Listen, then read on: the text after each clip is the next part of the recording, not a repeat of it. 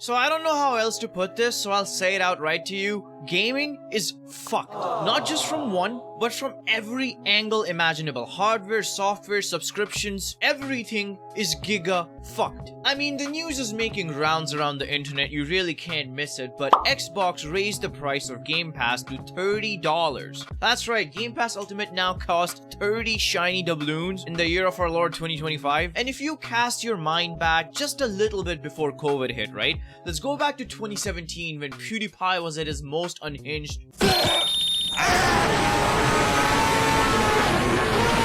You think I'm not gonna beat this game? You could pull up to a shop and buy a brand new AAA game for $60, as it had been for over a decade. Game Pass was $10, and it was one of the best deals in gaming you could get back then, when game prices made sense and console prices made sense. New graphics cards were not coming out with 6GB ReRAM costing like $1,200. The world was pretty normal back then, and even at a time like that, Xbox Game Pass was considered one of the best deals in gaming. That $10 was fucking unbeatable. And in a mere 7 years, as you can look at this graph, that price has increased threefolds. And you know the reason this hurts me a little bit more than it would have is that it's not just these companies milking their customers for everything they're worth. Like, being abused with your homies is fine, I guess, if you're all in it together. It's when one of your homies turns and looks at you in the fucking eye and says that this is perfectly fine and acceptable. Because people actually defend this crap, man. Even at this little statement I made of how threefold increase in the Game Pass price in 7 years is unfucking believable, there will still be people in the comments being like, oh, actually, inflation, Primacon. Game costs more, and this reason, and that reason.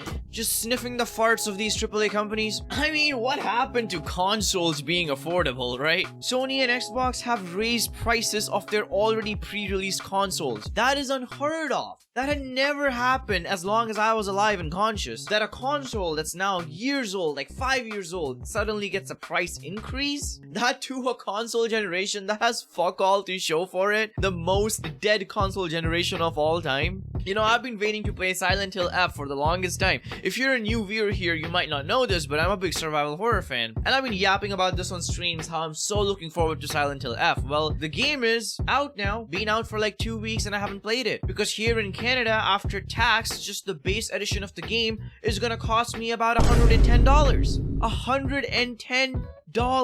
And then who knows, right? Even after paying that fortune, it'll run well. Because optimization hit the fucking fan when companies started relying on these NVIDIA DLSS 69 frame generation, all that hosh-posh bullshit. You don't even know if you're gonna get a working game after selling your kidney for it. And Xbox, after recently raising the prices of their already hollow consoles, they have now jacked up Game Pass. This is such a gaming dystopia, man. Now consoles come in parts, you don't even get a full console anymore. Buy the PS5 Pro for your left kidney and then the disc drive for your right one. Throw your testicles in the pot if you want the stand to go with. I mean, we're getting to a point where a flagship new iPhone is costing the same as a video game console. Wait a minute! What are you talking about, man? And this doesn't even fathom regional pricing. If you're sitting there in US, you have no idea how bad people in the UK have it. Or even in countries like Australia, and do not get me started on third world countries. Where I'm from, you need to be able to belong to the rich class to even afford or think about gaming. I know people have been saying this forever now, but it really couldn't be more true, man. Indie gaming right now is the way to go. I mean, yeah, of course I'm gonna be biased about Silksong, but that game is $20. Are you kidding me? I'm like 60 hours into the campaign right now, and it's not just Silksong, it's a lot of indie games. You don't need a NASA computer to run them. You don't need a line of credit to buy the games. You can get most indie games as a DRM free version and own the game files. Remember ownership? Remember when buying a single player game on a console, a physical edition,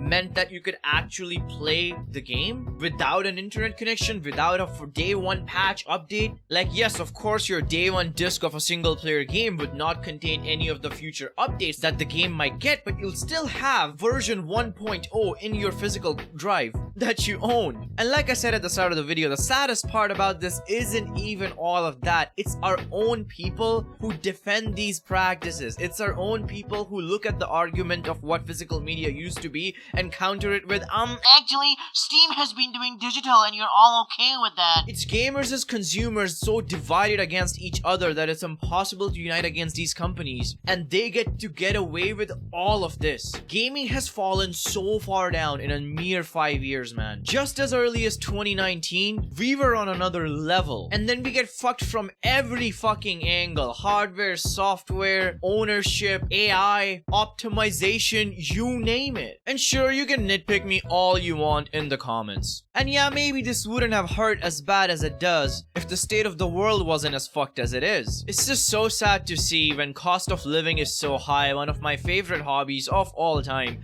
go down the shitter. And it'll keep going down the shitter as long as people keep defending these practices. Somehow, surprisingly, this time it is a little different. People are mass canceling Xbox Game Pass, so much so that the website responsible for handling those cancellations crashed. So looks like there's a big boycott going on, but the reason I haven't talked about it yet and I'm not super excited about it right now is because in the grand scheme of things, these boycotts usually don't mean jack shit. Case in point, when Netflix banned password sharing, everyone thought it would be the end of Netflix because everyone you know would share their passwords with their friends or families, and everyone thought it would be the biggest disaster in Netflix history. And lo and behold, they raked in record profits. It was unfathomable how profitable that shit was. And I feel like it's gonna be the same here. What world am I living in where Xbox is making Nintendo Switch look like a good fucking deal? I just felt very depressed about it and I wanted to do a little rant. Thank you for watching. See you tomorrow with a new video. Primacon signing out.